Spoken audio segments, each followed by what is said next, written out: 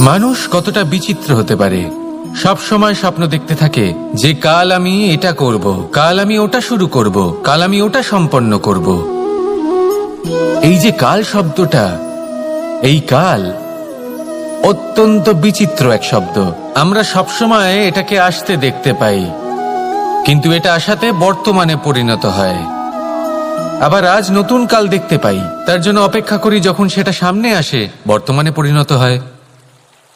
এই কাল সবসময় একটা মিথ্যে সান্ত্বনা দেয় যে সে আসছে, কিন্তু সে কখনোই আসে না। যেটা আপনার হাতে রয়েছে তা হলো আজ, বর্তমান। তাই যা করার আছে, যা সম্পন্ন করতে চান, যা শুরু করতে চান, আজ করুন, বর্তমানে করুন। কারণ আজ আপনি যা করবেন সেটাই আপনার ভবিষ্যৎ নির্ধারিত করবে। ভবিষ্যতের বিষয় ভাবতে থাকলে ভবিষ্যৎ সুন্দর হবে না। আজ কর্ম করতে হবে। তাই আজ বর্তমানে জীবনযাপন করুন, কর্ম করুন, আর আমার সাথে ভালোবেসে বলুন রাধা রাধা। পঞ্চম তত্ত্ব, আকাশ, নব, ব্যোম। আসলে কোনো ভ্রম নাকি সত্য? ভ্রম তো হতে পারে না, কারণ ভ্রমের মধ্যে কেউ বাঁচতেই পারে না। আর যদি সত্য হয় তাহলে এতটাই বিশাল যে আমাদের চোখের থেকে, আমাদের ইন্দ্রিয়ের থেকে, আমাদের মস্তিষ্কের থেকে, আমাদের চিন্তা ভাবনার থেকেও অনেক ঊর্ধ্বে, যাকে আমরা বুঝতেই পারি না। এটা যতটাই বিশাল আকার, ঠিক ততটাই সরল। এই আকাশ যতই অন্ধকারাচ্ছন্ন, ততটাই আলোর প্রকাশ প্রদান করে থাকে। দেখতে গেলে এ হলো জীবনের সঞ্চালক, কিন্তু যদি ক্রুদ্ধ হয়ে যায় তাহলে প্রাণ কেড়ে নিতেও দ্বিধা বোধ করে না। এই আকাশ শুধুমাত্র পৃথিবী লোক নয়, বরং এই সমগ্র ব্রহ্মাণ্ডকে, এই সমগ্র সৃষ্টিকে, এর প্রত্যেকটা তারাকে, প্রত্যেকটা গ্রহকে একটা বিশেষ স্থান প্রদান করে। এর নিজের কোনোই অস্তিত্ব নেই, কিন্তু সকলকে অস্তিত্ব প্রদান করে। এটাই হলো এই আকাশের মাহাত্ম্য। এই আকাশই হলো মাহাত্ম্যের প্রতিরূপ, যা আমাদের ভাবনা দ্বারা উৎপন্ন হয়। আপনিও আকাশের মতো এই বোধকে আপন করে নিন। আপনার জীবনও আকাশের মতন মহান এবং বিশাল হয়ে উঠবে। আর তখনই মন সুপ্রসন্ন হয়ে বলবে রাধা রাধা। আপনার থেকে বড়, আপনার থেকে মহান হলেন সেই গুরু। এটা কি আবশ্যক যে সেই গুরু কোনো ব্যক্তিই হবেন? কখনোই নয়। গুরু হলেন একটা তত্ত্ব, গুরু হলেন একটা শক্তি। গুরু একজন ব্যক্তি হলে শুধুই একজনই হতেন, কিন্তু তা নয়। গুরু হলেন একটা অনুভূতি, গুরু হলেন শ্রদ্ধা। গুরু তিনি যিনি আপনার ব্যক্তিত্বের পরিচালক হন। গুরু তিনি যিনি আপনার ব্যক্তিত্বের নির্মাতা হন। আপনি কখন, কোথায়, কোন স্থানে, কি রূপে গুরু লাভ করবেন আর কি শিক্ষা লাভ করবেন তা নির্ভর করছে আপনার মানসিকতার উপর, যে আপনি সকলকে কিভাবে আপন করে নিতে পারেন। যদি আপনি গুরুকে আপন করতে চান, জ্ঞানকে আপন করতে চান, তাহলে আপনার মধ্যে শ্রদ্ধা জাগ্রত করতে হবে, সামর্থ্য জাগ্রত করতে হবে। আপনি গুরু এবং জ্ঞানকে আপন করে নিতে পারলে তা এমনিই আপনাকে মহান করে তুলবে। তাহলে আসুন আর আমার সাথে ভালোবেসে বলুন রাধা রাধা। এই সংসারে এমন কিছু মানুষ আছেন যাদেরকে আপনার ভালো লাগে, তারা আপনার প্রিয়। আমরা চাই ওনারা আমাদের কাছে থাকুন, আমরা ওনাদের কাছে থাকি। এবার সেই ক্ষেত্রে আমরা তাদের ভালো ভালো উপহার দেওয়ার চেষ্টা করি, কারণ ওনারা হলেন আমাদের প্রিয়। আর তার বদলে আমরা আশা করে থাকি যে ওনারা আমাদের একটু সম্মান করবেন। এবার এই মানুষজন যারা আমাদের প্রিয়, এদের আমরা একটা উপহার দিই। সোনা দিয়ে থাকি, আভূষণ দিয়ে থাকি, হিরে মুক্ত দিয়ে থাকি। কিন্তু যদি ভেবে দেখি, এই সবকিছুরই একটা মূল্য আছে। ভেবে দেখুন, আপনি কি তাদের এমন কোনো উপহার দিতে পারেন যা কিনা অমূল্য? তা এরকম উপহার কি হতে পারে? ঠিক বলেছেন আপনি, প্রেম। এই প্রেমই হলো অমূল্য, কারণ মন থেকে এর উৎপত্তি হয়। না চেয়ে পাওয়া যায় আর না ছিনিয়ে নেওয়া যায় এই ভালোবাসা। ঠিক এইরকমই হয় এই সম্মান। যদি সম্মান করো তাহলে মন থেকে এবং ভালোবেসে করো, ভয় পেয়ে নয়। মনে রাখবেন, যে মাথা ভয়ের দ্বারা নত হয়, বিরোধিতাও প্রথমে সেই করে থাকে। যে মাথা ভালোবেসে নত হয় তা আপনার জন্য বলিদানও দিতে পারে। এই সংসারের সব থেকে বড় উপহার, সব থেকে বড় বরদান এই প্রেম এবং সম্মান। তাকে সম্মান করুন আর আমার সাথে ভালোবেসে বলুন, রাধা রাধা। কখনো কোনো চাতককে দেখেছেন? একটা চাতক বর্ষার জন্য অপেক্ষা করে, সেই বর্ষার জলে নিজের তৃষ্ণা নিবারণ করে, নয়তো সারা বছর তৃষ্ণার্ত থেকে যায়। ও আকাশের দিকে তাকিয়ে থাকে আর অপেক্ষা করে যে কবে বর্ষা হবে আর কবে আমি আমার তৃষ্ণা নিবারণ করব। সেখানে অন্যদিকে একটি কাক বা একটা পায়রা, এরা কি করে? যেখানে জল পায় পান করে নেয়, যেখানে খাবার পায় খেয়ে নেয়, আত্মীয় স্বজন বন্ধু বান্ধব যাকেই পায় তার সাথে সময় কাটায়, খাবার খায় আর চলে যায়। এবার এদের মধ্যে মিল কোথায় আর পার্থক্য কোথায়? দুজনের কাছেই ডানা রয়েছে, দুজনেই উড়তে পারে। এই আকাশ হলো ওদের, খাবারের দানা ওদের। পার্থক্য হলো তাদের অভিলাষার, পার্থক্য হলো তাদের আকাঙ্ক্ষার, পার্থক্য জীবন যাপনের ধরনের। এবার যত বেশি আকাঙ্ক্ষা থাকবে, যত দামি জীবন যাপন করার ইচ্ছে থাকবে, তত বেশি কষ্ট আপনাকে সহ্য করতে হবে। আবার অন্যদিকে জীবন যত সরল হবে, জীবন যাপন যত সরল হবে, সমস্যা ততটাই কম হবে। তাই সবসময় চেষ্টা করবেন আপনার মানসিকতা এবং আপনার জীবন যেন সরল হয়। ভালোবাসতে থাকুন। যদি কেউ আপনাকে ভালোবাসে, তাকেও আপনি ভালোবাসা ফিরিয়ে দিন। তাদের সাথে কথা বলুন, কিছু তাদের কথা শুনুন, কিছু নিজের কথা বলুন। দেখবেন সকল তাপ উত্তাপ দূর হয়ে গেছে। এটাই তো হলো জীবনের সারমর্ম।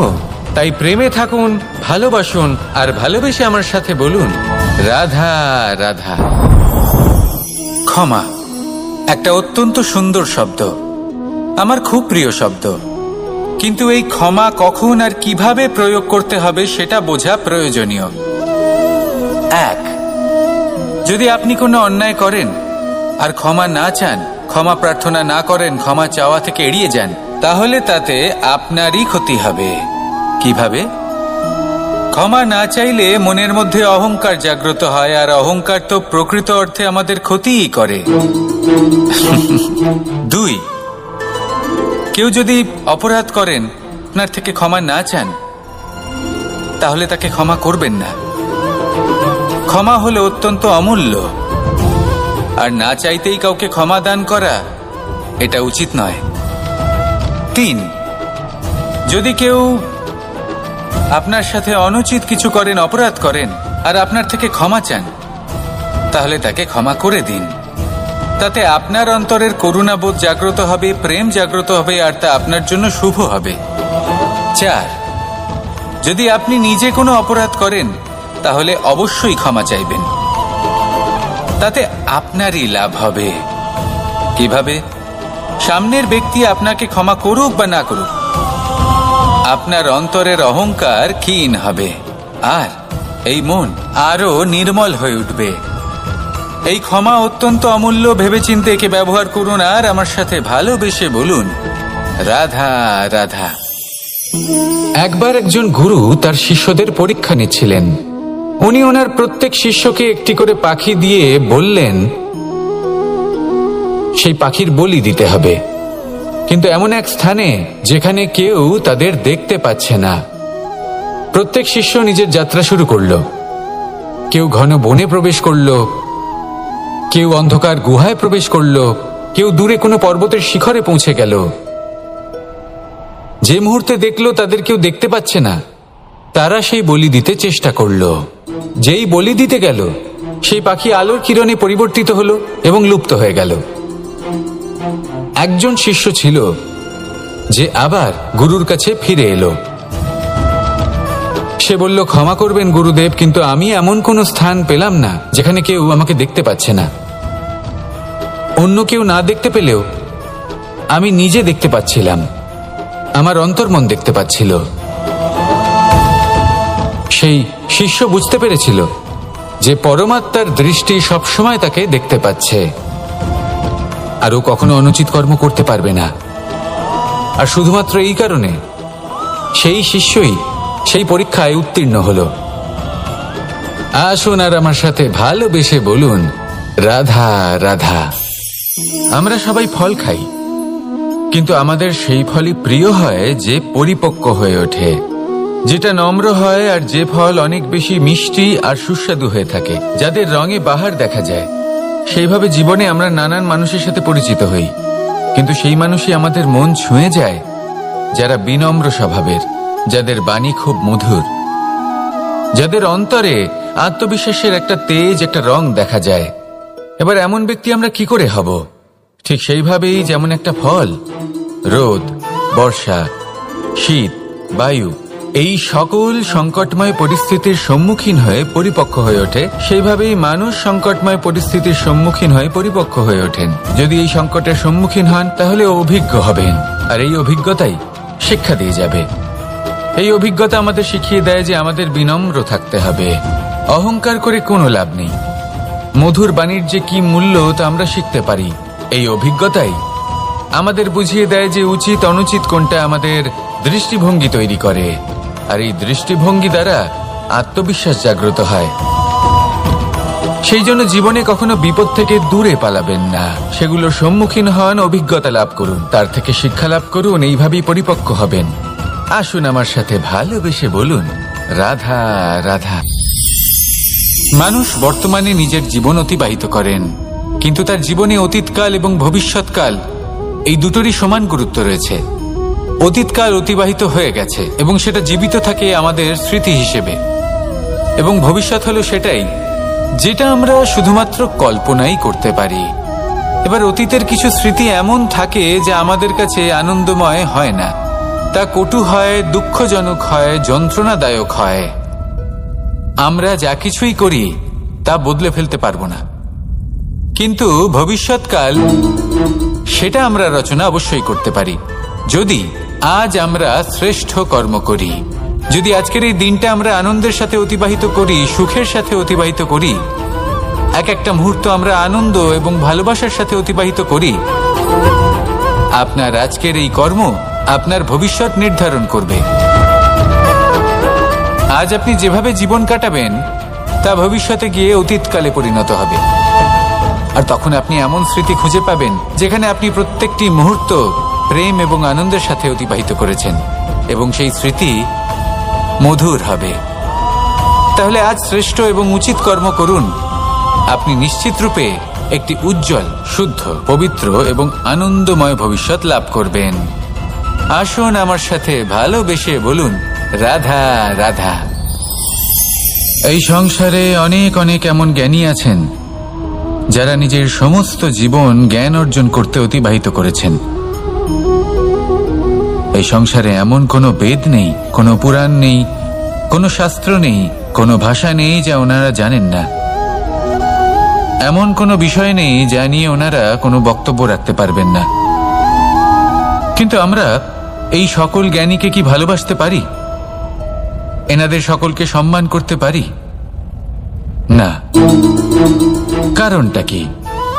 দেখুন, বেদ পড়া একটি আলাদা বিষয়, বেদনা বুঝতে পারা অন্য ব্যাপার। এবং বেদনা বোঝার জন্য, সেই জ্ঞান লাভ করার জন্য আপনাকে মন থেকে করুণা এবং প্রেমের সঠিক অর্থ বুঝতে হবে। সামনের ব্যক্তির বেদনা বুঝতে হবে, তার যন্ত্রণাকে বুঝতে হবে। তারপর যে জ্ঞান আপনি অর্জন করেছেন বেদ থেকে, পুরাণ থেকে, শাস্ত্র থেকে, তা প্রয়োগ করে তার বেদনার নিবারণ করা, সেটা বেশি গুরুত্বপূর্ণ। সেই জন্য জীবনে শুধুমাত্র শাস্ত্র এবং বেদ পড়ে জ্ঞান অর্জন করতে সময় নষ্ট করবেন না। মন থেকে প্রেমের কি অর্থ সেই বিষয়ে জ্ঞান লাভ করার চেষ্টা করুন, করুণাও বুঝতে চেষ্টা করুন। একজন শ্রেষ্ঠ ব্যক্তি হয়ে উঠুন, আর আমার সাথে ভালোবেসে বলুন, রাধা রাধা।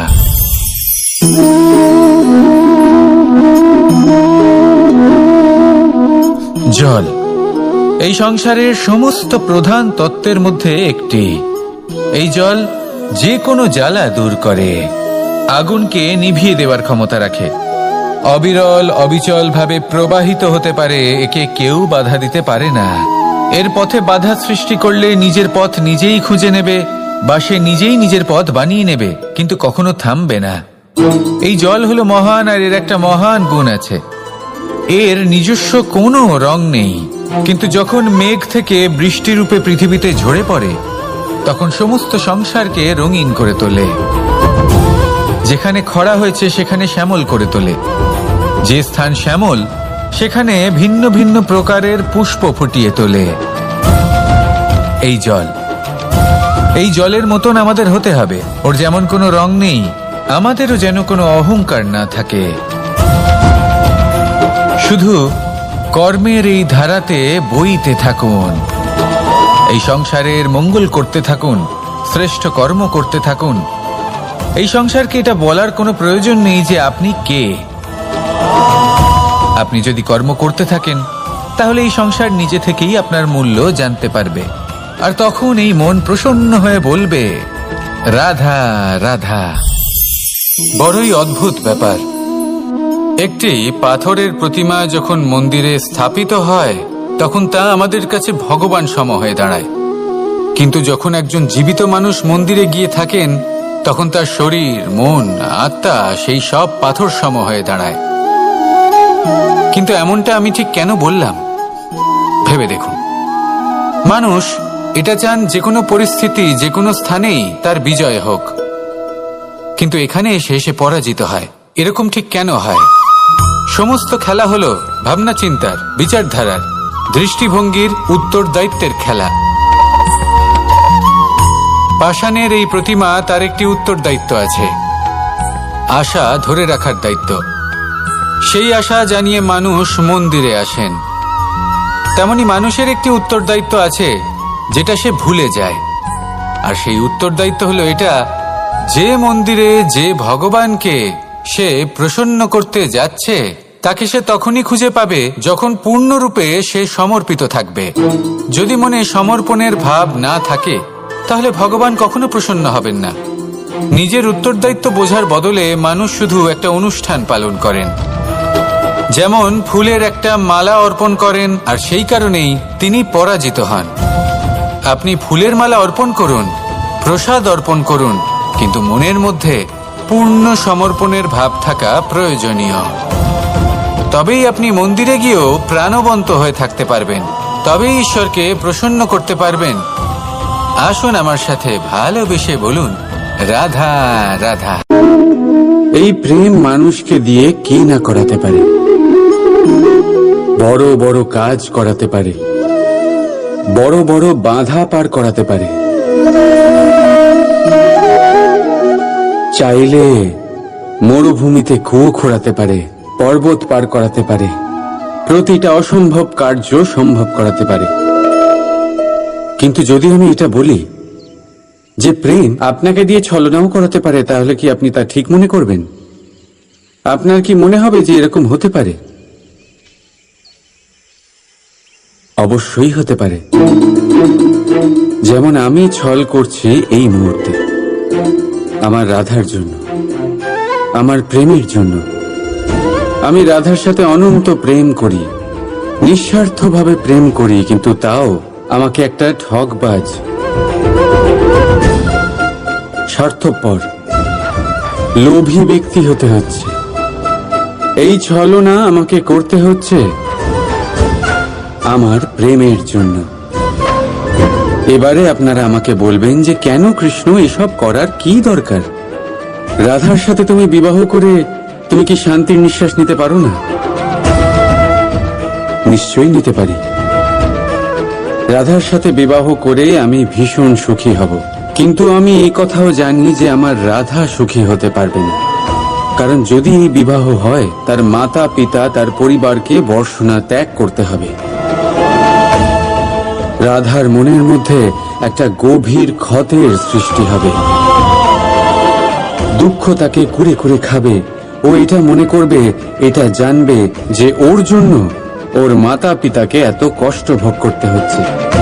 এবার রাধার কষ্টকে ভিত বানিয়ে কৃষ্ণ নিজের সুখের মহল কি করে তৈরি করতে পারে? কারণ যাদের আপনি ভালোবাসেন শুধু তাদের ভাবনা নয়, আপনার প্রেমিক যাদের ভালোবাসে তাদের ভাবনার খেয়াল রাখাটাও আপনারই কর্তব্য। আর কখনো কখনো নিজের প্রেমকে উঁচুতে উঠতে দেখতে গেলে আপনাকে নিজেকে নিচে নামতে হবে। এমন কোনো কাজও আছে যা আপনাকে আপনার প্রেমের জন্য করতেই হবে।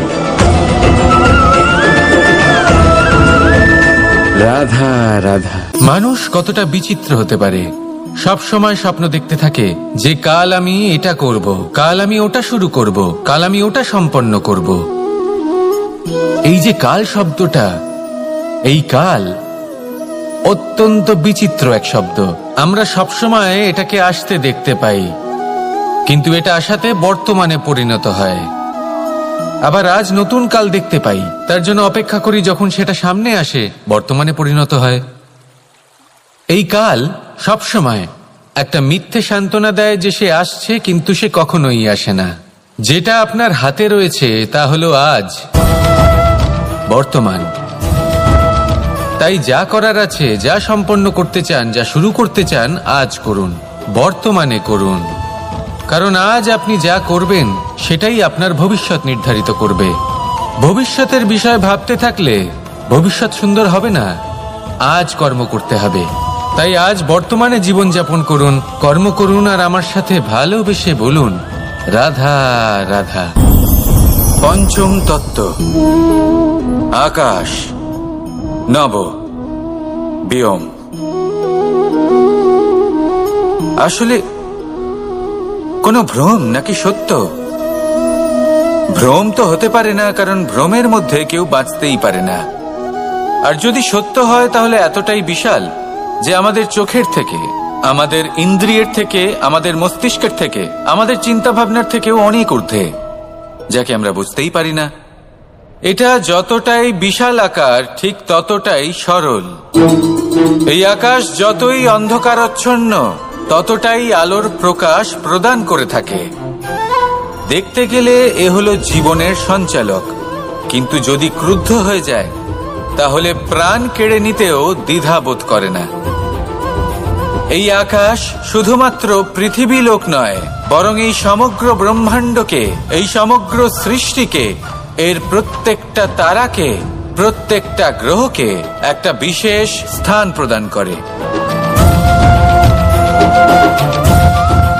এর নিজের কোনোই অস্তিত্ব নেই, কিন্তু সকলকে অস্তিত্ব প্রদান করে। এটাই হলো এই আকাশের মাহাত্ম্য। এই আকাশই হলো মাহাত্ম্যের প্রতিরূপ, যা আমাদের ভাবনা দ্বারা উৎপন্ন হয়। আপনিও আকাশের মতো এই বোধকে আপন করে নিন। আপনার জীবনও আকাশের মতন মহান এবং বিশাল হয়ে উঠবে। আর তখনই মন সুপ্রসন্ন হয়ে বলবে রাধা রাধা। আপনার থেকে বড়, আপনার থেকে মহান হলেন সেই গুরু। এটা কি আবশ্যক যে সেই গুরু কোনো ব্যক্তিই হবেন? কখনোই নয়। গুরু হলেন একটা তত্ত্ব, গুরু হলেন একটা শক্তি। গুরু একজন ব্যক্তি হলে শুধুই একজনই হতেন, কিন্তু তা নয়। গুরু হলেন একটা অনুভূতি, গুরু হলেন শ্রদ্ধা। গুরু তিনি যিনি আপনার ব্যক্তিত্বের পরিচালক হন। গুরু তিনি যিনি আপনার ব্যক্তিত্বের নির্মাতা হন। আপনি কখন, কোথায়, কোন স্থানে, কি রূপে গুরু লাভ করবেন আর কি শিক্ষা লাভ করবেন তা নির্ভর করছে আপনার মানসিকতার উপর, যে আপনি সকলকে কিভাবে আপন করে নিতে পারেন। যদি আপনি গুরুকে আপন করতে চান, জ্ঞানকে আপন করতে চান, তাহলে আপনার মধ্যে শ্রদ্ধা জাগ্রত করতে হবে, সামর্থ্য জাগ্রত করতে হবে। আপনি গুরু এবং জ্ঞানকে আপন করে নিতে পারলে তা এমনিই আপনাকে মহান করে তুলবে। তাহলে আসুন আর আমার সাথে ভালোবেসে বলুন রাধা রাধা। এই সংসারে এমন কিছু মানুষ আছেন যাদেরকে আপনার ভালো লাগে, তারা আপনার প্রিয়। আমরা চাই ওনারা আমাদের কাছে থাকুন, আমরা ওনাদের কাছে থাকি, এবার সেই ক্ষেত্রে আমরা তাদের ভালো ভালো উপহার দেওয়ার চেষ্টা করি, কারণ ওনারা হলেন আমাদের প্রিয়। আর তার বদলে আমরা আশা করে থাকি যে ওনারা আমাদের একটু সম্মান করবেন। এবার এই মানুষজন যারা আমাদের প্রিয়, এদের আমরা একটা উপহার দিই। সোনা দিয়ে থাকি, আভূষণ দিয়ে থাকি, হিরে মুক্ত দিয়ে থাকি। কিন্তু যদি ভেবে দেখি, এই সবকিছুরই একটা মূল্য আছে। ভেবে দেখুন, আপনি কি তাদের এমন কোনো উপহার দিতে পারেন যা কিনা অমূল্য? তা এরকম উপহার কি হতে পারে? ঠিক বলেছেন আপনি, প্রেম। এই প্রেমই হলো অমূল্য, কারণ মন থেকে এর উৎপত্তি হয়। না চেয়ে পাওয়া যায় আর না ছিনিয়ে নেওয়া যায় এই ভালোবাসা। ঠিক এইরকমই হয় এই সম্মান। যদি সম্মান করো তাহলে মন থেকে এবং ভালোবেসে করো, ভয় পেয়ে নয়। মনে রাখবেন, যে মাথা ভয়ের দ্বারা নত হয়, বিরোধিতাও প্রথমে সেই করে থাকে। যে মাথা ভালোবেসে নত হয়, তা আপনার জন্য বলিদানও দিতে পারে। এই সংসারের সব থেকে বড় উপহার, সব থেকে বড় বরদান এই প্রেম এবং সম্মান। তাকে সম্মান করুন আর আমার সাথে ভালোবেসে বলুন, রাধা রাধা। কখনো কোনো চাতককে দেখেছেন? একটা চাতক বর্ষার জন্য অপেক্ষা করে। সেই বর্ষার জলে নিজের তৃষ্ণা নিবারণ করে, নয়তো সারা বছর তৃষ্ণার্ত থেকে যায়। ও আকাশের দিকে তাকিয়ে থাকে আর অপেক্ষা করে যে কবে বর্ষা হবে আর কবে আমি আমার তৃষ্ণা নিবারণ করব। সেখানে অন্যদিকে একটি কাক বা একটা পায়রা, এরা কি করে? যেখানে জল পায় পান করে নেয়, যেখানে খাবার পায় খেয়ে নেয়, আত্মীয় স্বজন বন্ধু বান্ধব যাকেই পায় তার সাথে সময় কাটায়, খাবার খায় আর চলে যায়। এবার এদের মধ্যে মিল কোথায় আর পার্থক্য কোথায়? দুজনের কাছেই ডানা রয়েছে, দুজনেই উড়তে পারে। এই আকাশ হলো ওদের, খাবারের দানা ওদের। পার্থক্য হলো তাদের অভিলাষার, পার্থক্য হলো তাদের আকাঙ্ক্ষার, পার্থক্য জীবন যাপনের ধরনের। এবার যত বেশি আকাঙ্ক্ষা থাকবে, যত দামি জীবন যাপন করার ইচ্ছে থাকবে, তত বেশি কষ্ট আপনাকে সহ্য করতে হবে। আবার অন্যদিকে জীবন যত সরল হবে, জীবন যাপন যত সরল হবে, সমস্যা ততটাই কম হবে। তাই সবসময় চেষ্টা করবেন আপনার মানসিকতা এবং আপনার জীবন যেন সরল হয়। ভালোবাসতে থাকুন। যদি কেউ আপনাকে ভালোবাসে, তাকেও আপনি ভালোবাসা ফিরিয়ে দিন। তাদের সাথে কথা বলুন, কিছু তাদের কথা শুনুন, কিছু নিজের কথা বলুন। দেখবেন সকল তাপ উত্তাপ দূর হয়ে গেছে। এটাই তো হলো জীবনের সারমর্ম। তাই প্রেমে থাকুন, ভালোবাসুন, আর ভালোবেসে আমার সাথে বলুন, রাধা রাধা। ক্ষমা একটা অত্যন্ত সুন্দর শব্দ, আমার খুব প্রিয় শব্দ। কিন্তু এই ক্ষমা কখন আর কিভাবে প্রয়োগ করতে হবে সেটা বোঝা প্রয়োজনীয়। এক, যদি আপনি কোনো অন্যায় করেন আর ক্ষমা না চান, ক্ষমা প্রার্থনা না করেন, ক্ষমা চাওয়া থেকে এড়িয়ে যান, তাহলে তাতে আপনারই ক্ষতি হবে। কিভাবে? ক্ষমা না চাইলে মনের মধ্যে অহংকার জাগ্রত হয়, আর অহংকার তো প্রকৃত অর্থে আমাদের ক্ষতিই করে। দুই, কেউ যদি অপরাধ করেন, আপনার থেকে ক্ষমা না চান, তাহলে তাকে ক্ষমা করবেন না। ক্ষমা হলো অত্যন্ত অমূল্য, আর না চাইতেই কাউকে ক্ষমা দান করা এটা উচিত নয়। তিন, যদি কেউ আপনার সাথে অনুচিত কিছু করেন, অপরাধ করেন, আর আপনার থেকে ক্ষমা চান, তাহলে তাকে ক্ষমা করে দিন। তাতে আপনার অন্তরের করুণাবোধ জাগ্রত হবে, প্রেম জাগ্রত হবে, আর তা আপনার জন্য শুভ হবে। চার, যদি আপনি নিজে কোনো অপরাধ করেন, তাহলে অবশ্যই ক্ষমা চাইবেন। তাতে আপনারই লাভ হবে। কিভাবে? সামনের ব্যক্তি আপনাকে ক্ষমা করুক বা না করুক, আপনার অন্তরের অহংকার ক্ষীণ হবে, আর এই মন আরো নির্মল হয়ে উঠবে। এই ক্ষমা অত্যন্ত অমূল্য, ভেবেচিন্তে একে ব্যবহার করুন, আর আমার সাথে ভালোবেসে বলুন, রাধা রাধা। একবার একজন গুরু তার শিষ্যদের পরীক্ষা নিচ্ছিলেন। উনি ওনার প্রত্যেক শিষ্যকে একটি করে পাখি দিয়ে বললেন, সেই পাখির বলি দিতে হবে, কিন্তু এমন এক স্থানে যেখানে কেউ তাদের দেখতে পাচ্ছে না। প্রত্যেক শিষ্য নিজের যাত্রা শুরু করলো। কেউ ঘন বনে প্রবেশ করলো, কেউ অন্ধকার গুহায় প্রবেশ করলো, কেউ দূরে কোনো পর্বতের শিখরে পৌঁছে গেল। যে মুহূর্তে দেখলো তাদের কেউ দেখতে পাচ্ছে না, তারা সেই বলি দিতে চেষ্টা করলো। যেই বলি দিতে গেল, সেই পাখি আলোর কিরণে পরিবর্তিত হলো এবং লুপ্ত হয়ে গেল। একজন শিষ্য ছিল যে আবার গুরুর কাছে ফিরে এলো। সে বলল, ক্ষমা করবেন গুরুদেব, কিন্তু আমি এমন কোনো স্থান পেলাম না যেখানে কেউ আমাকে দেখতে পাচ্ছে না। অন্য কেউ না দেখতে পেলেও আমি নিজে দেখতে পাচ্ছিলাম, আমার অন্তর্মন দেখতে পাচ্ছিল। সেই শিষ্য বুঝতে পেরেছিল যে পরমাত্মার দৃষ্টি সবসময় তাকে দেখতে পাচ্ছে, আর ও কখনো অনুচিত কর্ম করতে পারবে না। আর শুধুমাত্র এই কারণে সেই শিষ্যই সেই পরীক্ষায় উত্তীর্ণ হলো। আসুন আর আমার সাথে ভালোবেসে বলুন, রাধা রাধা। আমরা সবাই ফল খাই, কিন্তু আমাদের সেই ফলই প্রিয় হয় যে পরিপক্ক হয়ে ওঠে, যেটা নম্র হয়, আর যে ফল অনেক বেশি মিষ্টি আর সুস্বাদু হয়ে থাকে, যাদের রঙে বাহার দেখা যায়।